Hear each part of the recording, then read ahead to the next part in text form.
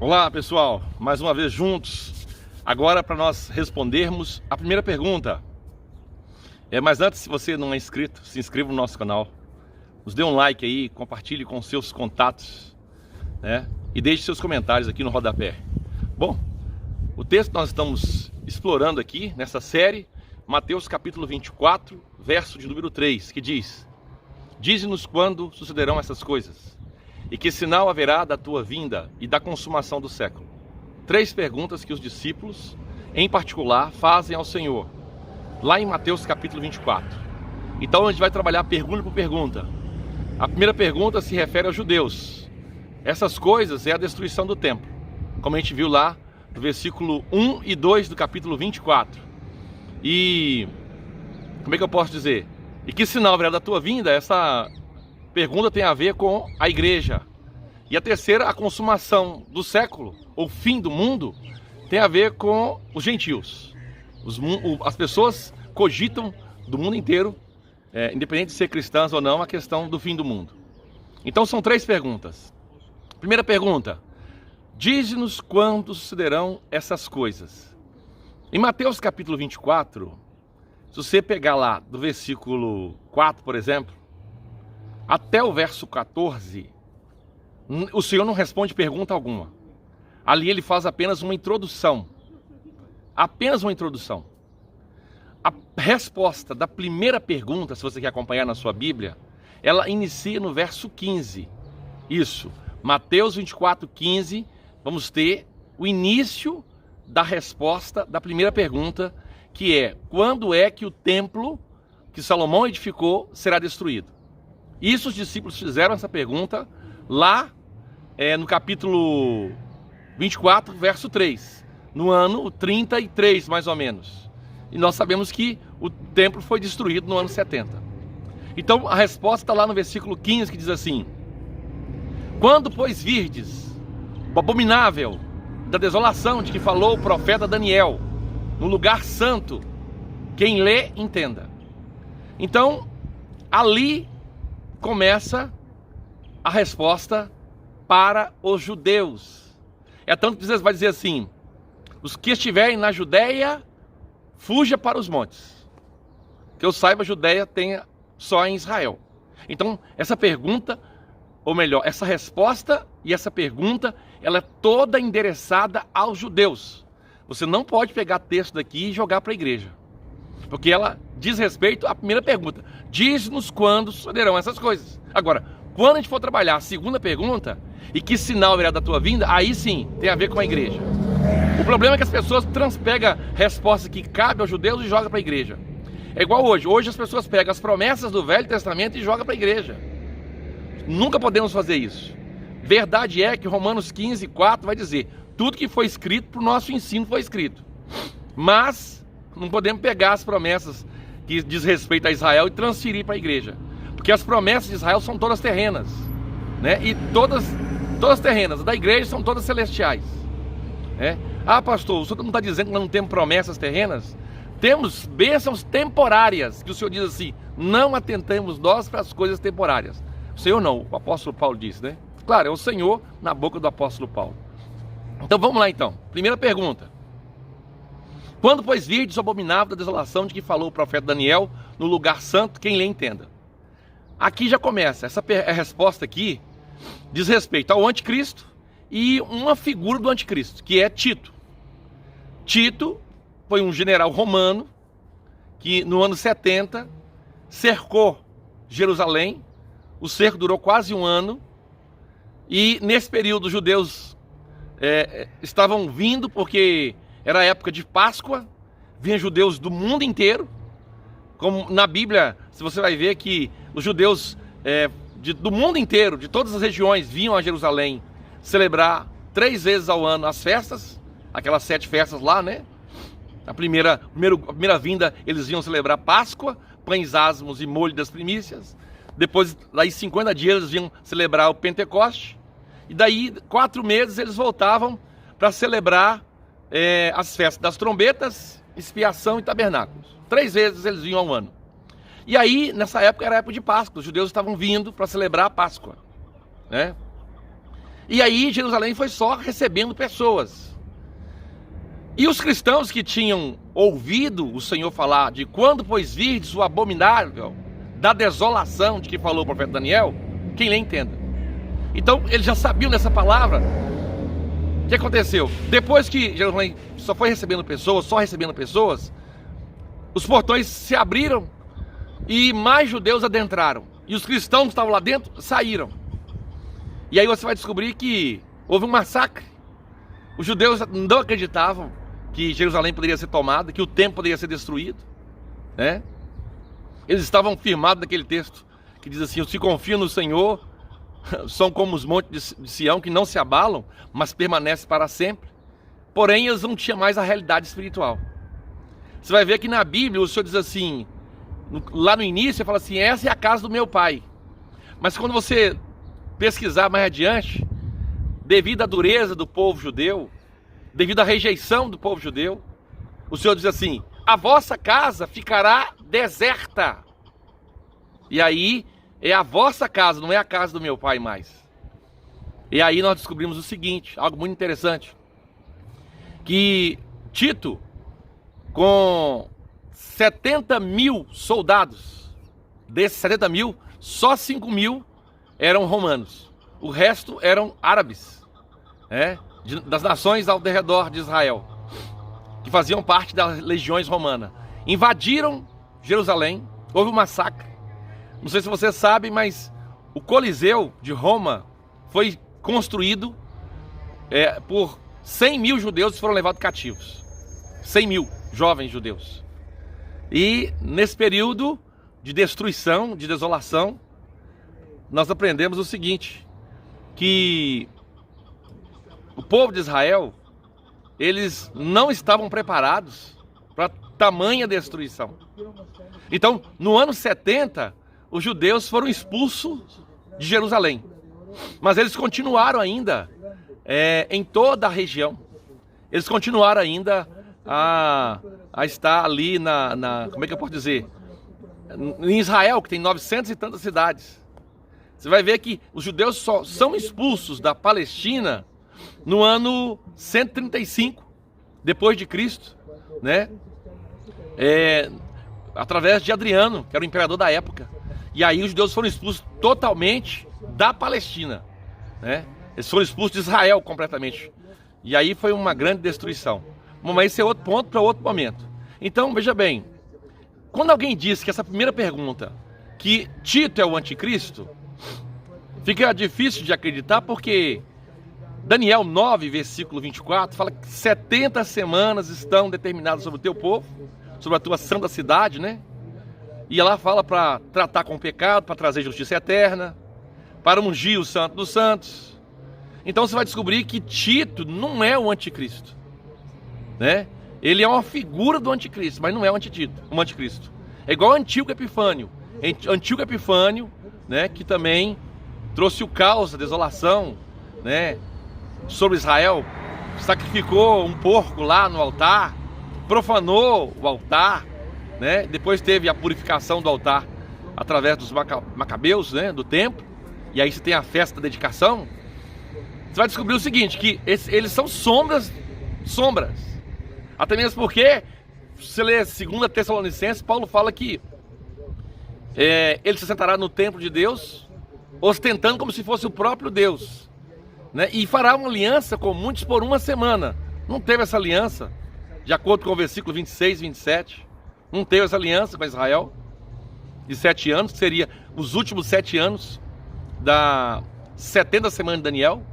Nós sabemos que a 70 semana de Daniel já cumpriu 69, nós estamos no período de intervalo, e ela iniciará, né, a última semana, que são 7 anos, que divide em 3 anos e meio de falsa paz e 3 anos e meio de grande tribulação. Esses 3 anos e meio você vai entender essa chave e saber que são anos de... Cada ano é 360 dias. A chave está no livro de Apocalipse. 3 anos e meio, você multiplica 360 vezes 3,5. Você vai encontrar lá 1.260 dias ou 42 meses. Exatamente isso. Daniel não tinha essa chave, né? Se você ler Daniel, você vai encontrar tempo, tempos e meio tempo. tempo é um ano, tempos são 2 anos, meio tempo, meio ano. Mas veja bem, então, o tempo foi desolado, o tempo foi destruído no ano 70. E é uma pergunta que todo judeu tem que fazer. Porque no primeiro cativeiro dos judeus, no ano 586, antes de Cristo, quando eles foram levados para a Babilônia, né, por causa de 3 pecados, eles não guardaram os sábados, de acordo com Crônicas, né, ele tinha o pecado da idolatria dentro do templo, de acordo com Ezequiel, capítulo 8 em diante, né, e também de acordo com o que Ezequias fez, né, mostrou todos os tesouros do templo para os mensageiros de Babilônia. Então, quando eles foram levados, eles ficaram 70 anos. Durou 70 anos o cativeiro. Agora, a pergunta que eles têm que fazer é o seguinte: qual foi o pecado tão grave assim que fizeram com que os judeus ficaram até 1948? Ou seja, um período de 1878 anos fora de Israel, na diáspora. Diáspora é dispersão. Qual é o pecado tão grave? E quando você lê lá em Mateus 27, eles dizem: caia o sangue sobre nós e sobre as nossas cabeças. Foi a rejeição do Filho de Deus, porque eles crucificaram o Filho de Deus. Em João capítulo 1, versículo 11, vai dizer: e ele veio para os seus, mas os seus não receberam. Mas todos quanto receberam, deu-lhes o poder de serem feitos filhos de Deus, a saber, aos que creem no seu nome. Então essa primeira pergunta, ela diz respeito aos judeus. Você vai ver que tem mais, versículo 16, os que estiverem na Judéia, fuja para os montes. Se você continuar lendo mais embaixo, você vai ver lá que fala assim: orai para que a vossa fuga não se dê no inverno e nem no sábado. Aqui é literal, é sábado mesmo. Inverno é inverno mesmo. Por que a fuga não deveria ser no sábado? Porque, não sei se você sabe, o judeu guarda o sábado. E no sábado ele só pode andar 1 milha. E se a fuga dele for no sábado, os seus perseguidores irão até ele, ele vai andar 1 milha e vai ter que quebrar a lei. Tá certo? E aí, veja bem, inverno é um período de fome. Quando a gente lê o texto mais abaixo, vai dizer assim: ai das que estiverem grávidas e das que amamentam naquele dia. Gravidez aqui refere-se às mulheres judias. Se você ler um filme, assistir um filme sobre a lista de Schindler, você vai ver que aquele filme retrata um fato verídico.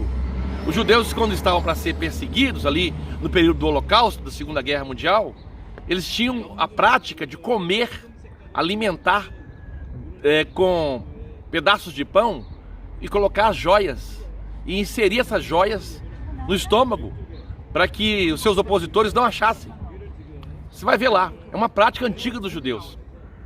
E alguns historiadores dizem o seguinte: quando o Senhor estava quando ele estava ali, como é que eu vou dizer, na invasão, eles tiraram muitas pedras preciosas, porque o templo estava ornado de pedras, de acordo com Lucas, capítulo 21, verso 5. E eles comeram essas pedras, né? Alimentaram dessas pedras. E segundo Flávio Josefo, a barriga das mulheres judias foram abertas de alto a baixo. E eles tiraram essas pedras, né? E ali não ficou pedra sobre pedra. Outra profecia que se cumpriu literalmente, porque a gente vai aprender o seguinte: que com o incêndio que houve no templo, o ouro derreteu e ele escorreu entre as pedras. E os romanos, para resgatar esse ouro, eles tiveram que tirar pedra sobre pedra para tirar o ouro que estava nas juntas. Então, a profecia do Senhor que falou que não ficaria aqui pedra sobre pedra que não seja derribada, se cumpriu literalmente por causa dessa questão do ouro que foi derretido e veio para estar entre as pedras. Aí as pessoas lendo esse texto não entendem outra parte que diz assim: quando vos disserem o Cristo está aqui ou acolá, não dei crédito. Esse texto aí também se refere aos judeus, porque os judeus, eles aguardam o Messias vir, né? Nós aguardamos o Senhor vir nos céus. Mas os judeus aguardam o Messias vir e estar entre os homens, como você vai ver lá em João capítulo 1, versículo 40. Nascer, né? Como está lá em Isaías capítulo 7, se eu não estou enganado, versículo 14. Isaías 9, 6, né? Então, isso é muito interessante, porque toda essa resposta, até o versículo 29, toda essa porção aí se refere aos judeus. Toda essa porção, toda essa parte é da primeira pergunta. Você não pode pegar nada desse texto. E aí, quando fala lá, um texto, diz assim, se não fosse abreviado esses dias, ninguém se salvaria, por causa dos eleitos. Refere-se aos judeus, né? Os judeus é um povo eleito de Deus. Não é só a igreja, não. Deus escolheu os povos. Tem anjos eleitos, está vendo lá em Tiago, que creram na palavra. Judeus eleitos. Basta você ler Zacarias capítulo 14, né? Zacarias 11, 23, 8, 23. Você vai ver que um remanescente do povo judeu irá se converter ao Senhor no momento que o Senhor vier. Zacarias fala, capítulo 12, que o Senhor se revelará a eles, né? São eleitos do Senhor. Romanos 11 fala que o Senhor não rejeitou o seu povo. E hoje em dia as pessoas pegam a igreja e falam que a igreja ocupou o lugar de Israel e que não existe mais Israel. A igreja está no lugar para produzir fruto. Claro, Mateus 21, 41, se eu não estou enganado, ou 43, fala assim: o reino vos será tirado e será entregue a um outro povo que lhe produza os respectivos frutos. Esse outro povo é a igreja. Mas o Senhor fez uma aliança com Abraão. Daniel 9, 24 é real. 70 semanas estão determinadas sobre o teu povo e sobre a tua santa cidade. Daniel só viu ali, teu povo são os judeus. Santa cidade, Jerusalém. Então, toda essa pergunta aqui tem a ver com o povo judeu. Tá certo? E o texto termina assim, ainda assim: onde houver corrupção moral, ali haverá juiz de Deus. Ou melhor, fala das aves dos céus. Eu estou falando isso para vocês aqui porque eu estou sem a Bíblia aqui. Eu vim sem a Bíblia, estou com a Bíblia na cabeça. Então, eu estou ministrando aqui de acordo com... Estou lembrando aqui dos textos. Onde houver... aí fala das aves do céu lá no finalzinho, né? Por quê? Porque vai ter a ceia, a batalha do Armagedon, né? Onde vai ter uma grande mortandade de pessoas. E diante dessa mortandade de pessoas, tá tudo ali literal. Você vai descobrir que Israel é um dos países que recebe uma das maiores, quase 2 milhões de emigração de aves de rapina. Isso mesmo. Então, essa ceia, esse banquete, vai ser ocorrido na Batalha do Armagedon, quando o Senhor derramar chuva de meteorito, de acordo com Ezequiel 32, 22 e Apocalipse 16, 21. Ou seja, o lagar vai ser essas pedras que vão bombardear esse exército, que vai estar sitiando Jerusalém. Mas isso já é outro assunto. Isso é um assunto relacionado ao fim da Batalha do Armagedon. O mais importante a gente saber é o seguinte, que essa primeira pergunta se cumpriu num aspecto figurado. Tem um aspecto literal ainda para ocorrer. Tem uma aliança ainda para que os judeus façam com o 7º rei, que será o anticristo. Tem uma aliança para eles fazerem ainda, e tem ainda de se cumprir Daniel 9, 24, né? Justiça eterna, ungir o santo dos santos, tá certo? E a restauração que Deus já menciona desde Atos capítulo 3, versículo 21, tá certo? Então essa é a primeira resposta da primeira pergunta: dize-nos quando sucederão essas coisas. Uma parte dessa profecia se cumpriu, que é a destruição do templo. Então a segunda pergunta a gente vai ver no próximo vídeo. Deus abençoe e até lá.